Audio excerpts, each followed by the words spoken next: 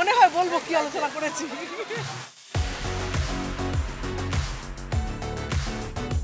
মুখ্যমন্ত্রীর সফরেই ভাগ্যবদল বীরভূমের দাপুটে তৃণমূল নেতা অনুব্রত মণ্ডলের। জেলা সভাপতির পদ বিলুপ্তির পর থেকে কোর কমিটির সাধারণ সদস্য হিসেবেই ছিলেন অনুব্রত, কিন্তু সোমবার রাতে সেই কেষ্টতেই আস্থা তৃণমূল সুপ্রিমোর। কোর কমিটির সদস্য থেকে একেবারে কোর কমিটির কনভেনার পদে বসলেন অনুব্রত মণ্ডল। কেষ্টর প্রত্যাবর্তনে হালে পানি পেলেন তাঁর অনুগামীরা। জেলা সভাপতির পদ সরিয়ে দেওয়ার পর জেলার রাজনীতিতে কিছুটা কোণঠাসা হয়ে পড়েন অনুব্রত। জেলার নেতারাও তাঁর বিরুদ্ধে মুখ খুলতে শুরু করেন। এই পরিস্থিতিতে কোর কমিটির সমস্ত সদস্যকে এক হয়ে কাজ করার নির্দেশ দেন মুখ্যমন্ত্রী।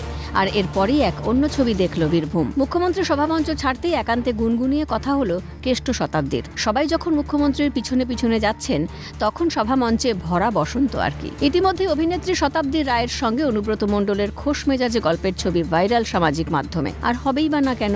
জেলা রাজনীতির অন্দরে কান পাতলেই অনুব্রতর সঙ্গে শতাব্দীর রাজনৈতিক সম্পর্কের সমীকরণ সামনে আসে। কেষ্ট জেল থেকে ফেরার পর জেলার নেতারা তাকে দেখতে গেলেও যাননি শতাব্দী। এমনকি অনুব্রতকে নিয়ে উৎসাহজনক মন্তব্য শোনা যায়নি বীরভূমের তৃণমূল সাংসদের গলায়। আর এখানে প্রশ্ন মঙ্গলের ছবি নিয়ে। তাহলে কি খেলা ঘুরছে রবিগড়ে? দলনেত্রীর আশীর্বাদ পেতে তার সঙ্গে সখ্যতা বাড়াচ্ছেন দলের নেতানেত্রীরা। মনে হয় বলবো কি আলোচনা করেছি। ছিল এরকমভাবে স্বাভাবিক কথা, সেই আলোচনাই হচ্ছিল। কনভেনার করার পর কোর কমিটির কাজ কি আরো সহজ হবে? কোর কমিটি সবাই নিয়ে চলবে, সবাইকে নিয়ে একই সঙ্গে একই মতামত দেওয়া হবে এবং সবাই এগ্রি করলে সে কাজটাই করা হবে।